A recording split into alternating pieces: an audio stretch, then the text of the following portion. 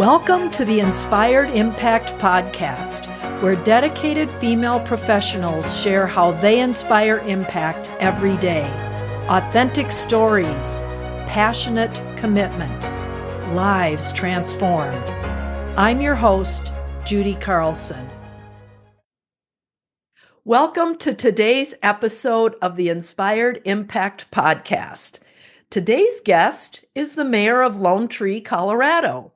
She is also an entrepreneur and small business owner, a wife, and a mom. I am so looking forward to hearing her sharing your story with you. Mayor Marissa Harmon, welcome to the podcast. Thank you so much for having me, Judy.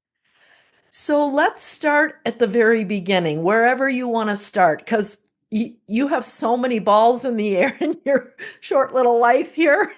Under 40, right? Just barely. That's right. Well, I was just honored enough to be one of the recipients of the Denver Business Journal's 40 Under 40 Award. I made the cutoff by just short of 2 months, so really excited to be in that group. Yeah, congratulations. So you've got quite a story, and I know our listeners are anxious to hear it. Well, I would love to share. Thank you so much for such a great question. I'll start back at the beginning. My husband and I, very shortly after we got married in 2012, we wanted to buy our first home. And my sister had called me and said, you should come check out this townhome we found in Lone Tree. So we drove over and we walked through this townhome, and it checked all the boxes that my husband and I were looking for. And after we finished walking through the house, my sister said, well, let me share with you the best news. There's two of them, both next door to each other. And we were so excited. So the next morning we walked in the sales office, wrote the big check of our first home. And we're so excited to begin not only our marriage, but we knew that we wanted a family and we wanted to grow. And we knew that Lone Tree would be the best place to call home. So we moved in and really fell in love with the city. And I think there are so many different aspects that drew us in and made us feel like we wanted to call Lone Tree home forever. It was the high quality of life, from how aesthetically beautiful it is. I mean, when you drive down Yosemite, you see these beautiful medians, and you also feel safe, and you can go walk to a local coffee shop. Also, within walking distance from our house, I always call it the good Target, and we have Park Meadows Retail Resort. So the fact that we had everything in this small, almost kind of bubble from our home was just what continued to make me see that this place was somewhere special, unique, and that I wanted to call home for a very long time. So shortly after, I've been a hairstylist for well over 20 years, and I knew that we wanted to grow our business. So kind of crazy. My sister is a hairstylist. Her husband's a hairstylist. My husband's an engineer, but we wanted to grow our business, and we were looking for somewhere to purchase to begin to expand what we were doing behind the chair. So we found a location about a half mile from our home. It was a business condo, and we purchased it shortly about 8 years ago. And we're so excited to not have to have like a retail storefront. We didn't really need somewhere that was in like a shopping or a strip mall. We really wanted to have something that we had some equity in and ownership in, and we're able to know that we wouldn't have to look at moving again. So we purchased this condo, and I will share with you, it felt like climbing Mount Everest. I mean, as a young professional trying to spread our wings and, understanding everything from construction loans to, who are we going to get our loan with, which my plug for First Bank, they've always just done such a fantastic job supporting our business. But also how to build the salon out, where to order product from, who's going to do our bookwork, paying property tax. I mean, you name it, getting your business license, you name it. Those were all the obstacles that I have just been raised. I come from a long line of entrepreneurs to just ask a lot of questions. You don't have to know the answer, but if you can ask somebody that does or find out who does, I'm always more than willing to listen. And so that's what I did to open our salon doors. But shortly before opening our business, we were ready about a week early for our certificate of occupancy, which rarely happens. So I looked at our superintendent that was building our salon out and said, "Hey, I'm going to call the city of Lone Tree. I'm going to let them know that we're ready a week early and see maybe if they could come out and get our CO." And so I didn't know this, but I learned this, and maybe many of your listeners know, but between your when you get your CO, you can finally move your product into your shelves. You can move into your stations. Before that, it really just can only be a shell of your business. So we were going to be running against a tight timeline to get our doors up and running and the transition to happen. So a week positively could have impacted us. So I picked up the phone, had no idea who I was calling, called the city and said, "Hey, yeah, we're opening the salon and I know you guys are coming next week, but any chance anybody could come like today?" And the woman on the other, and my superintendent's like, "No, no, no, that doesn't happen. Nobody does that. They're not going to come today." And the woman said, "Yeah, actually, yeah, I can send somebody out. They'll be there within an hour. And here's your 15-minute window." And I mean, I'll never forget the feeling of feeling like I called the city, somebody answered, they were responsive and helpful, and Lone Tree is open for business. I mean, you Yeah. can tell that this is a business friendly community, adding on to the many reasons why I love the place that I get to call home. Right. So they came, we got our CO a week early, and that was, I know, it was a very big deal. um, that was the moment I knew I wanted to give back to the place that I was growing my family in and my business in. And so, fast forward a couple of years, and my oldest daughter won mayor for a day. So now I've got my Fun. business kind of settled, and I had my eye on the spot of the planning commission for the city of Lone Tree for quite some time. And I mentioned to the then mayor, Jackie Millay, said, "Hey, I'm kind of interested in this planning commission job." Now, I will share with you, I had no idea what the planning commission really did, except for that there's this plan and you kind of have an idea of what new development and buildings are coming. But I was more than willing to just lean in and learn. So she said, "You should absolutely apply and read the comprehensive plan," which every city has a comprehensive plan. It's the plan that really guides the city on decision making. It's the reason that our city feels different than other neighboring cities. It's what sets you apart. It establishes your strategic goals. And so I read it and started to realize this is why I love the city of Lone Tree. So I applied and interviewed and was shortly thereafter appointed, which was such an honor to be able to serve on the planning commission. I chaired the planning commission because I just fell in love with the work that I was able to do with my 6 other fellow commissioners. I was also asked shortly after to chair a ballot initiative for the city. Again, I've never chaired a ballot initiative, had no idea what that entailed, but sure had some great mentors and a great co-chair on the ballot initiative. And we were looking to raise our sales tax in Lone Tree by 1%, which, as any small business owner would do, it's hard to ask your patrons of your business to pay 1% higher. But when I really started to understand and dive into our budget, we are a lean city. We do a lot with less. And we wanted to make sure that we were upholding that high quality of life, from our police department to our well-maintained roads and infrastructure, community development, well beyond those measures. So we had success in the ballot measure, which was a really big deal. 100 days of extremely hard work. And I really just continued to fall in love with the work. And so spot on the city council opened up. And so I put my name in. I scared off all my competition and I ran unopposed. Oh, well, look at you. It was very fun. There was a handful of people that had shown up to possibly run. And once I chatted with each of them, they were like, "You love this. You've got it. We have all the confidence in the world." So it was such a compliment. And served 2 years on city council. And I knew that the then still mayor, Jackie Millay, who had served for well over 20 years, very similar path as I had from the planning commission to council into mayor, that I wanted to consider running for mayor. And it was a big decision. Didn't come lightly. A lot of talk with not only my husband and my daughters, but my parents. And if I do this, can I get the support from my village? And I mean, I'll never forget the day my husband was like, "You're nuts if you don't run. You love this work. Oh, You need to do it. Go. This is a dream of yours." And I think the biggest thing that he shared with me and that I realized is that when I reflect back, he's like, what would you regret more, not running or, the risk of running and possibly not winning?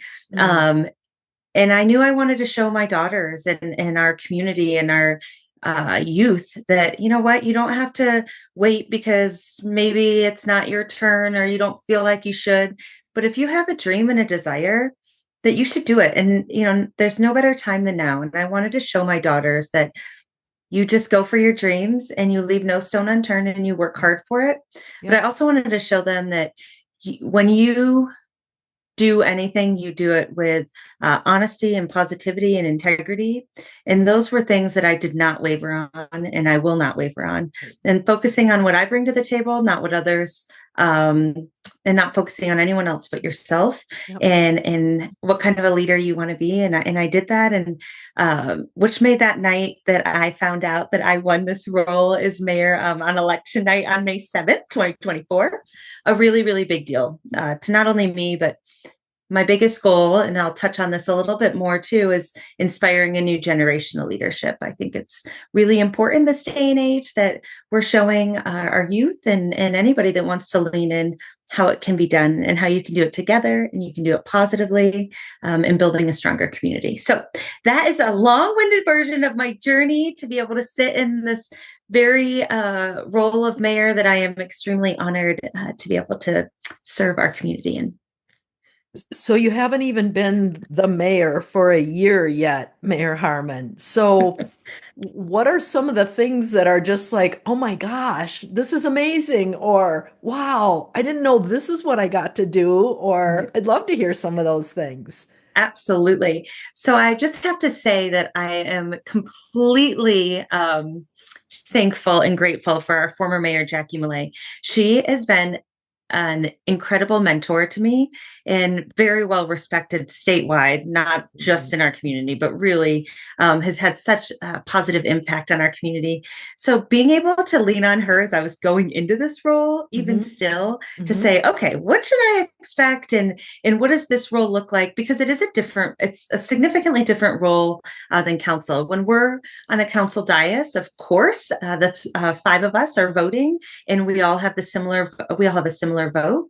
However, outside of that, there are some things that the commitments are a bit greater, and I've enjoyed every bit of it, I have to say. But I think the biggest piece of enjoying it is knowing that I'm making a positive impact for our city, our residents, our businesses, our youth, our families, our aging population, all ages and abilities, to know that we are creating a space where everyone should feel welcome and supported. And that has been the biggest honor. But a couple of fun things that you get to participate as mayor, of course, I explain it, and there's three kind of pockets of work we do. So the first one is your typical on the council dais. So of course, as mayor, you run the meeting, which I like to explain it kind of like you're hosting an event. So you really want to make sure the public understands what's coming next, who's in the room, making sure that you're giving adequate time to my partners, my incredible partners on council, to speak and have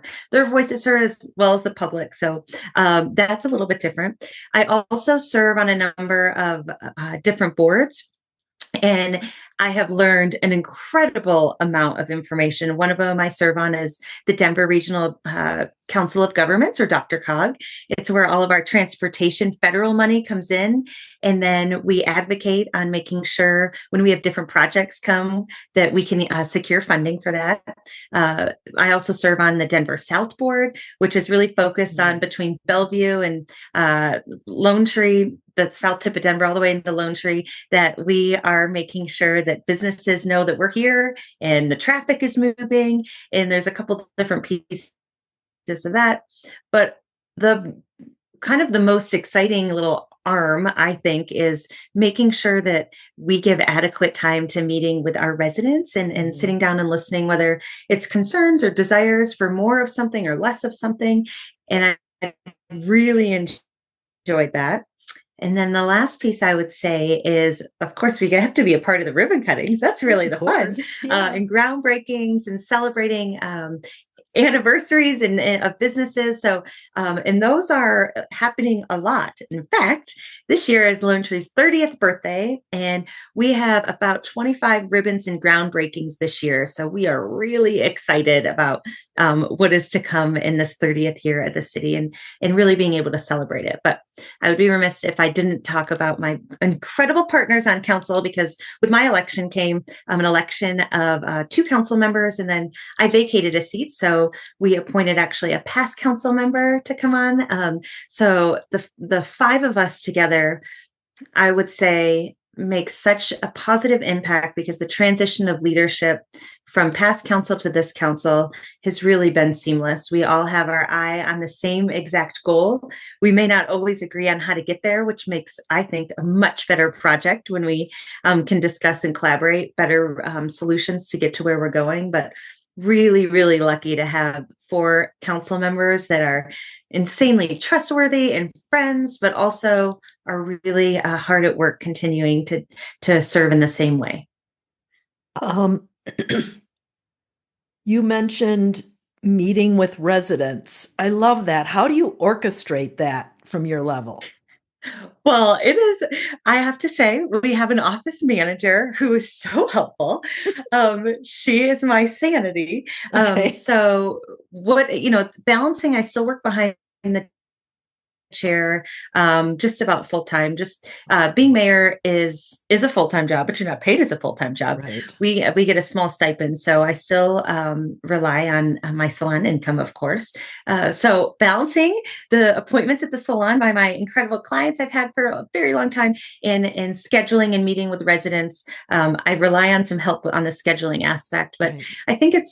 I know it is one of the most important roles as mayor or as a council member, is listening to what matters most to residents from, I mean, it doesn't, the variety of topics is broad, which is good, whether it's safety crossing at an intersection, whether it's traffic, of course, recreational amenities and businesses and how to support our businesses. But it's one of my favorite things to do, is sit down and really continue to listen to the people.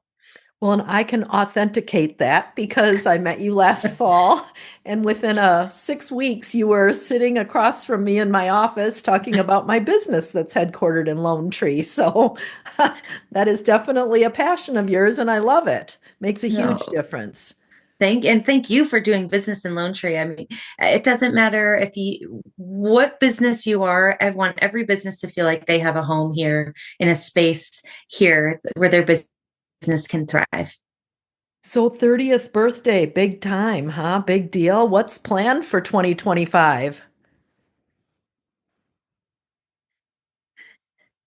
That's a great question. Well, we are so excited. So this year, celebrating our 30th birthday, we are plumping up all of our events throughout the year. There will be, of course, a good nod to the 30th anniversary. But for example, in May, I believe it's May. In May, we're having a pancake breakfast and the Lone Tree Day of Service. And we'll all be going out and volunteering in the community, but also kicking it off with celebrating a nice breakfast together. Our 4th of July will be plumped up a bit too, making sure we have lots of fun giveaways. And we are excited to celebrate all year long. Of Mm. course, my State of the City will come up in April, and we'll have some special gift with attendance there too. So just really making sure that our residents have a sense of pride calling Lone Tree home.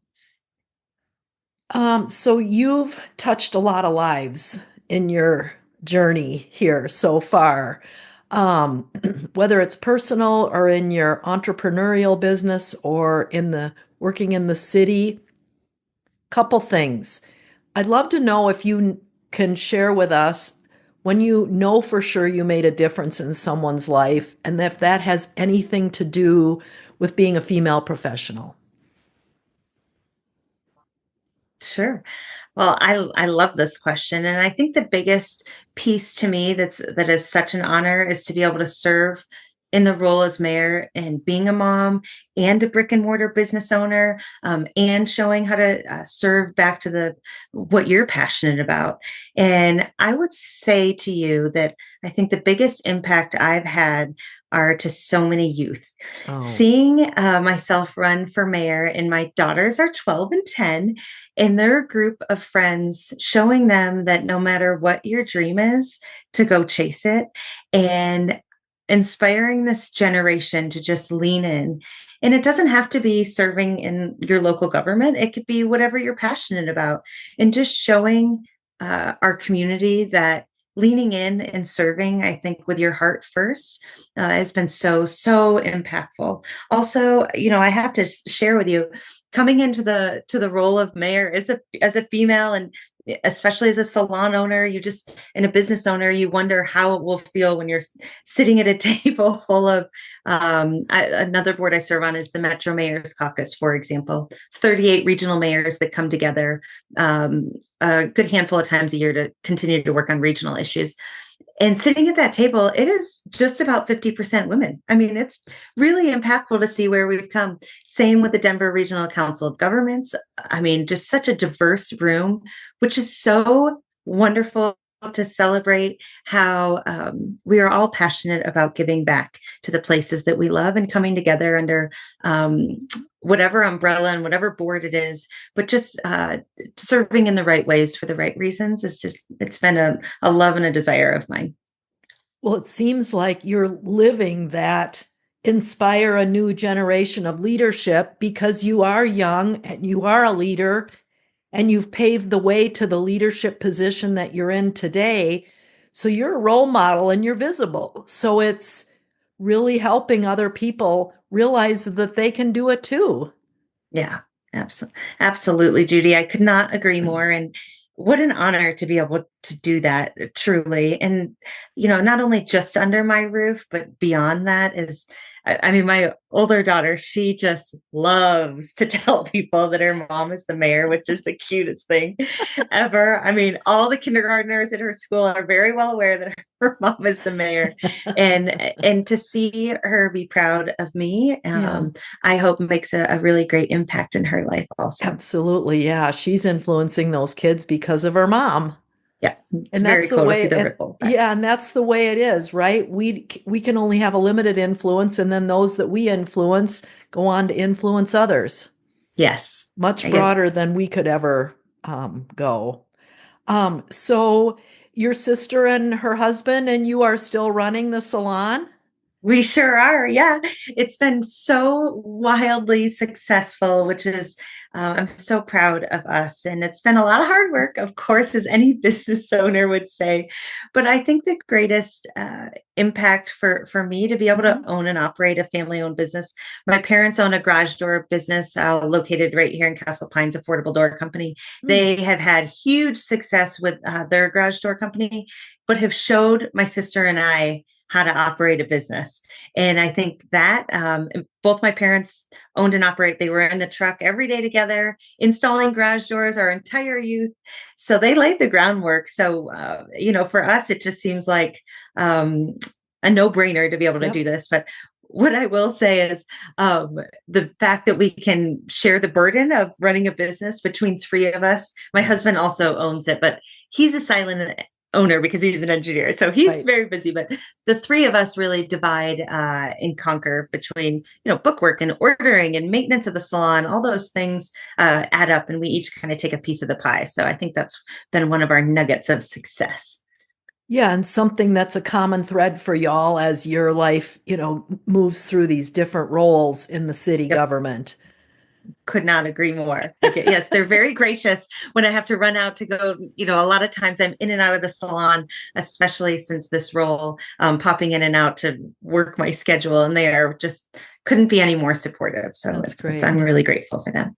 So what would you say to parents with young ones in their middle school, high school, even grade school years who are listening, who may have a desire to expose their children to city, government and what that looks like and, inspiring them that way?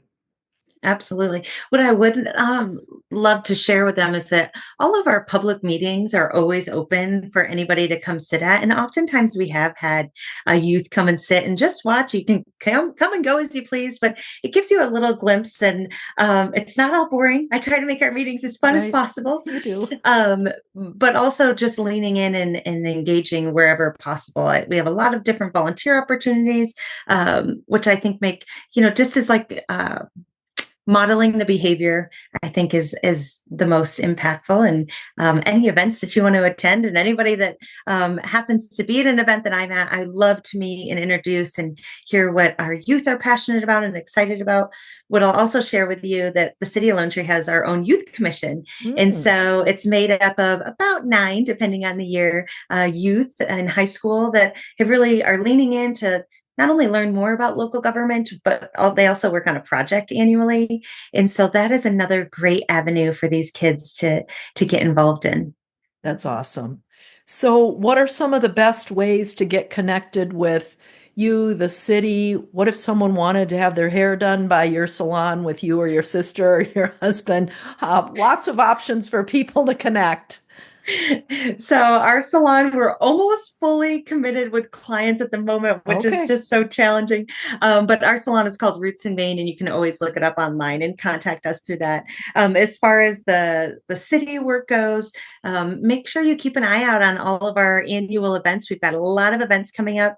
The other thing I'd love to plug is our Lone Tree Art Center. It is, I think, the crown jewel of our city. It's located right off the highway, and the community impact it has on Mhm. all residents. So we have a whole program that is for sensory friendly or people experiencing Alzheimer's, but we also have incredible main stage acts and a couple Broadway performances. And so anytime you can get in that art center, I think is exposing our children and our community to arts and culture is becoming harder and harder. And the fact that we have that right here in the city is really impactful. So I would say just get on our city website and click around. We've got a lot of exciting Yay. things coming up. And of course, my email and phone number is always listed on the website. And feel free to contact me at any time, whether it's to just meet for coffee or if you have a question. I'm an open book and always willing Yep. to listen and share.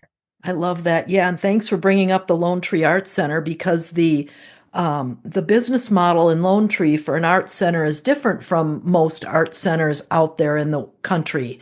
And it's Mhm. under the city of Lone Tree, which I think makes them feel like they've got someone taking them under their wing and they're really flying, I'll tell you. You explained it perfectly, and I could not agree more. Our leadership at the Art Center and our staff have really just continued to bring in such high quality performances, and they have just filled that Art Center every year. And it makes me so happy when I see a parking lot full of cars because Oh, that means we have a great show happening. that's right. Yeah, a little sidebar.